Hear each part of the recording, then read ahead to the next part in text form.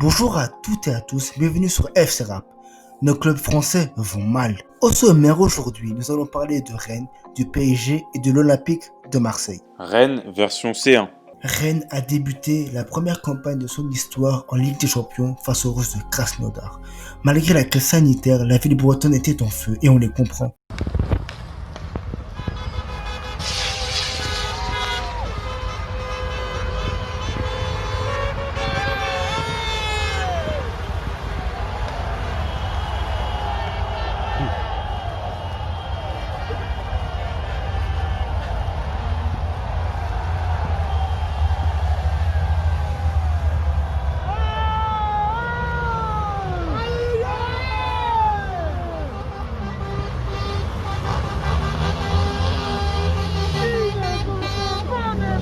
Ils ont été auteurs d'un très bon mercato. L'engouement autour de l'équipe ne pouvait donc qu'être à son maximum. Et le premier match face aux Russes laisse beaucoup d'espoir aux Bretons, avec une très bonne entame de match. Les Rennais ont été conquérants en ayant la possession du ballon avec un taux de 63% contre 37% pour les Russes. Les occasions également sont à la faveur des Rennais. C'était cadré à 3. Rennes a dominé son sujet et a été logiquement récompensé. Avec le premier but de Guirassy en C1 qui rentre dans l'histoire du stade rennais. Mais le charme de la LDC est de jamais se relâcher malgré un avantage de score. Et les joueurs de Krasnodar ont puni les Rennais 3 minutes après. Le match s'est soldé sur un match nul avec quelques regrets. On suivra leur match la semaine prochaine contre Séville avec beaucoup d'attention. Kamavinga dans le grand bain. Mais comment ne pas s'enflammer sur le métronome rennais? Il a été l'âme créative de ce stade rennais et ces stades peuvent en témoigner. C'est juste incroyable.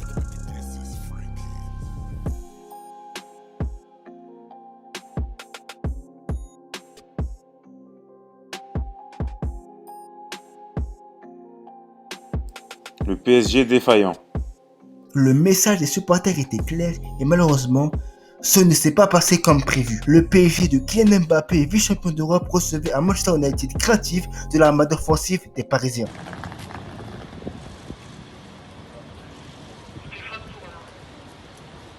La confrontation entre ces deux clubs a bien débuté, mais en faveur des Anglais. Paris Saint-Germain, Manchester United est vraiment une affaire de penalty et la réaction parisienne fut d'un Français et ce n'est pas Kylian Mbappé, c'est malheureusement que Anthony Martial met ce but contre son camp. Malgré cette égalisation, le PSG n'est pas serein et concède des occasions.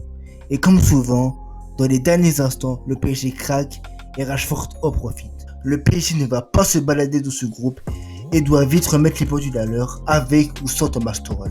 Thomas, la question est assez simple. Où est passé le finaliste de la Champions League? On n'a pas reconnu le Paris Saint-Germain ce soir, coach. Oui, c'est ça. On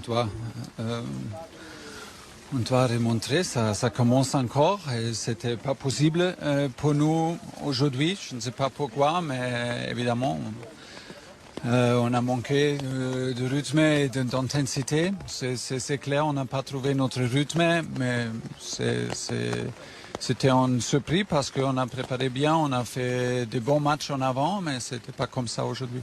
L'OM puni. Après une longue attente de 7 ans, l'OM fait son retour en Ligue des Champions sur la pelouse de l'Olympiakos. Il était temps que l'OM retrouve cette Ligue des Champions qui fait partie de son ADN. Cela fait 7 ans que les Olympiens n'avaient pas participé à cette compétition. On se souvient que la dernière fois c'était en 2013 lorsqu'ils avaient fait un malheureux 0 pointé avec Eli Bop et puis José Anigo. Aujourd'hui il y a eu une si longue attente, les supporters ont attendu toutes ces années, des entraîneurs ont défilé, des espoirs, Marcelo Bielsa, Rudy Garcia, il n'y était jamais parvenu et il a fallu que ce soit André Villas-Boas qui qualifie cette équipe en Ligue des Champions. L'OM a l'impression de renaître un peu aujourd'hui. Alors évidemment, il y a cette crise sanitaire, ce fait que ce match sera encore une fois à huis clos, qui gâche un peu l'ambiance. Il y a ce fait aussi que les supporters marseillais ne pourront pas voir le match demain soir à 21h s'ils ne s'abonnent pas à RMC Sport ou à Téléfoot pour assister à cette rencontre. Dans un match serré, chaque équipe a eu son moment et les Olympiens ont eu deux grosses situations. Et ils ne les ont pas concrétisés. L'Olympiakos, emmené par un grand Mathieu Valbuena, ont eu les occasions dans les dernières minutes et mis ce but qui fait très mal aux Marseillais. Marseille commence leur campagne de C1 par une défaite.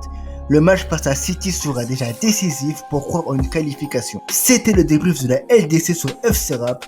Merci à tous, n'hésitez pas à partager cette vidéo. À très vite pour un nouveau podcast.